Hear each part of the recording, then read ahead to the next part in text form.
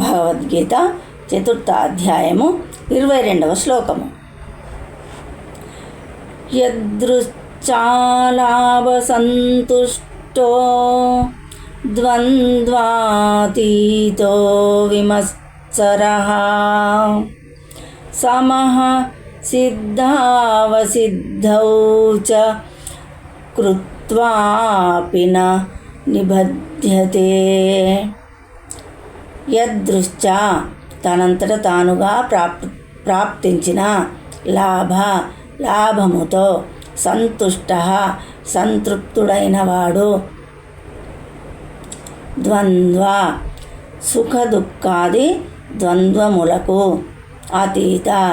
అతీతుడైనవాడు, విమత్సర అసూయ లేనివాడు, సమః స్థిరుడు, సిద్ధౌ విజయమునందు, అసిద్ధౌ చ అపజయమునందును, కృత్వా అపి చేయుచున్నప్పటికీ నా నిబధ్యతే ఎన్నడును బంధింపబడడు.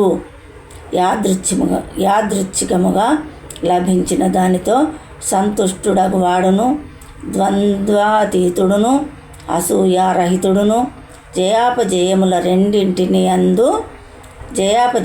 రెండింటి యందు స్థిరుడై ఉండెడివాడును అగు మానవుడు కర్మలను చేయుచున్నను ఎన్నడును వానిచే బద్ధుడు కాడు.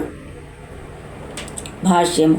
కృష్ణ చైతన్యవంతుడు దేహపోషణ కొరకై ఎక్కువగా శ్రమింపడు.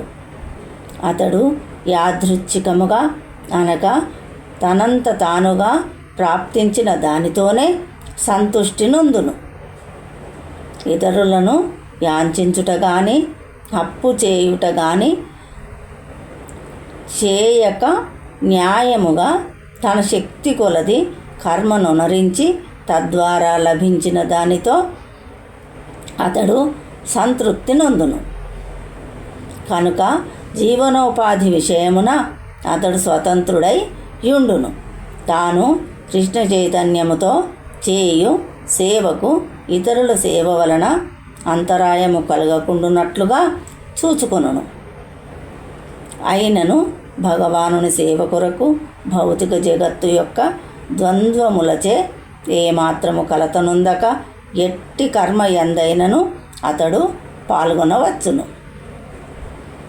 భౌతిక జగత్తునందలి ద్వంద్వములనునవి శీతోష్ణముల రూపములో సుఖదుఃఖముల రూపమున అనుభూతములగుచుండును. కృష్ణ చైతన్యవంతుడు శ్రీకృష్ణుని సంతృప్తి కొరకు ఏ విధముగానైనను తన కర్మలను నరించుటకు వెనుకాడడు. ద్వంద్వాతీతుడు కనుకనే అతడు జయాపజయములు రెండింటి అందును స్థిరుడై యుండును. మానవుడు దివ్య జ్ఞాన సంపూర్ణుడైనప్పుడు ఈ విధమైన లక్షణములు గోచరించును. జై శ్రీకృష్ణ.